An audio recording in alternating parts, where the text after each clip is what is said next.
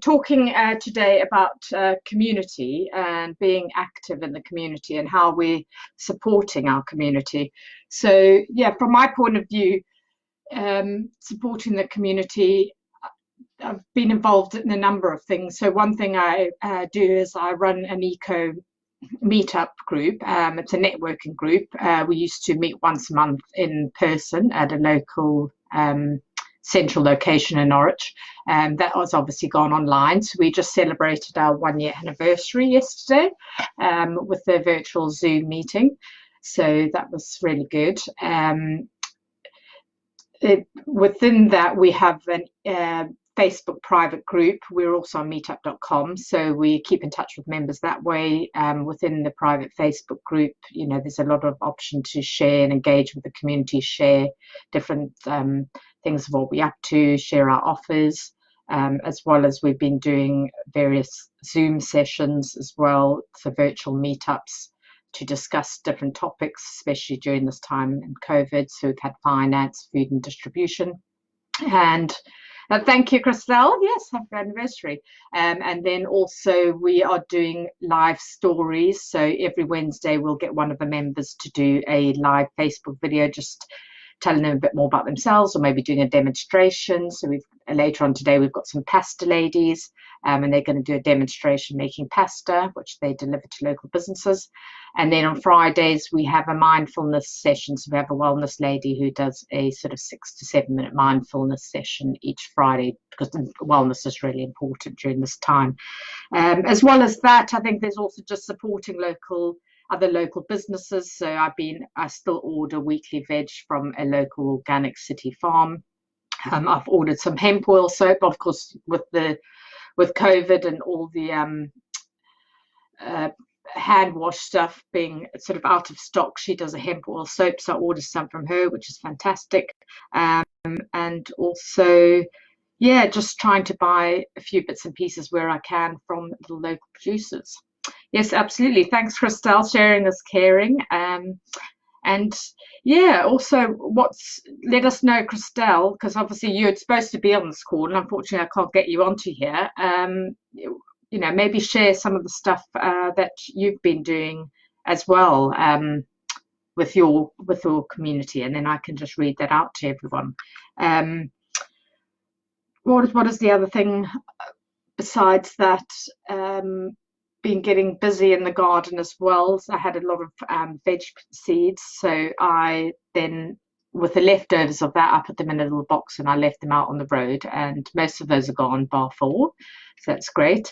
Yeah, Christelle was just saying that she bought some coffee from Curious Rue coffee roasters. Oh right, fantastic. Enjoying that during lockdown. Well, cheers to you, Christelle. Sorry we can't sort of be sharing a coffee on the screen, but here's to you over there.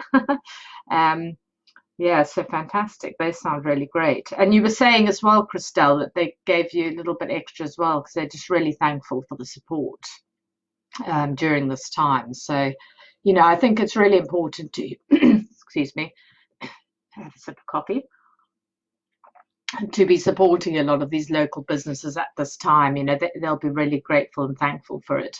And you know, it just helps them stay alive. You know, it's what is the kind of world that you want to see when we come out of this pandemic. You know, we want the small businesses still to be thriving.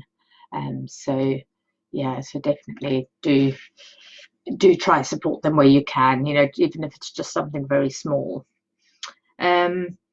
Yeah, what else? We're also going to talk about, you know, maybe some of the things that we have done during lockdown and over this past weekend, just to kind of relax and have some downtime. And I think that's really important.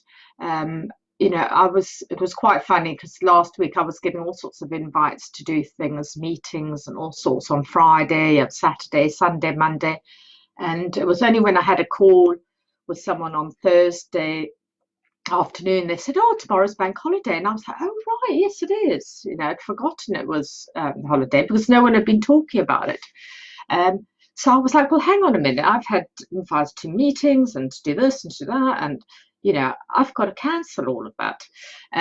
So yes, thanks, Crystal. Yeah, I did enjoy my Easter weekend. And was I working? No, I was not. So I actually postponed all my calls from Friday, and I also, I let people know that I might not be able to make anything Monday.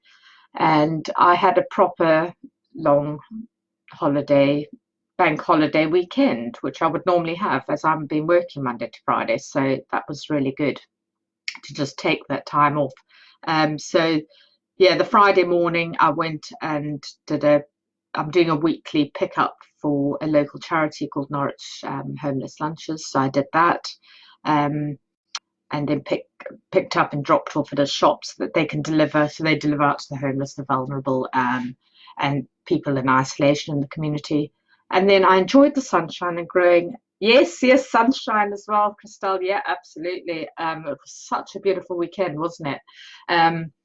Yeah, I think Friday, Saturday, and Sunday spent most of the time outside in the garden, prepping the veg. We're also doing some raised beds as well, so we managed to get 2 of those built. And I've ordered some compost to be delivered next Monday. And I don't know about you, but I was looking online, and it's suddenly everyone has gone from panic buying to panic growing, and a lot of places are sold out. I tried about 4 or 5 places, and they'd actually sold out of compost. Yeah, crazy. People just, same with seed companies, I've heard as well. They're getting something like within a few minutes each day when they open their online shop, they're getting a day's worth of orders in a couple of minutes. So it's just gone absolutely crazy out there. So I think it's fantastic that people are sort of taking advantage of this time and learning to grow at home. And, I hope it continues. Another comment there, Chris KV Communications, she's saying it feels like Christmas where the days are merged into one, so easy to forget, but also so important to set some boundaries with work. Well, absolutely, and this is one of the lives I'm going to be doing later today, like a live interview, and I just said to her, I'm really sorry, but can we change the date, because I'd really like to take it off. And she was like, that is absolutely fantastic, and well done you for creating some healthy boundaries. So yeah, so I think that's great. So KV Comms are saying, yeah, I now want to grow things. Well, I'll have to share a couple of my plants. It is so, people have said to me, when you start growing, it's just like magic. Suddenly these things just come out the ground, and that is so true. All the stuff is just, some of the seeds haven't come up. There's been a few that haven't worked, but majority of them have. And some of the seeds were quite old as well. So, if you do find some that have expired, just give it a shot anyways. You can't lose anything. But beans, I planted beans the day before. Within 24 hours, no kidding, they're about 10 centimeters. This thing is just, it's like a bamboo plant. It's just shot up. So yeah, absolutely fantastic. Yeah, so Christelle saying she wants to grow things now, and could this be a change of life? The good life. Well, I hope so. I hope a lot of people do it. It's not just about sort of growing healthy organic food for yourself. PS, avoid weed killers and things that they're promoting in the supermarkets now. Please try not to use them. You do not need to. You can grow organically quite well if you use companion planting and stuff like that. Look up companion plants and not using pesticides, growing organically. It's brilliant. But I think another thing about growing in the gardens as well is increasing biodiversity. We've had such a huge massive loss of biodiversity and extinction of all sorts of animal and plant animal species and insect species, and things like that. So it really encourages bringing back things into your garden, things like butterflies, bees, insect life. We've had dragonflies, damselflies, grasshoppers. Amazing. So yeah, definitely a great thing to do, and I think fun for people to do now with kids as well. So get them out there, get their hands dirty in the soil, and get them to grow something. I think there's nothing better than them watching something that they've produced and grown, come to life, and then maybe possibly be able to actually eat it as well.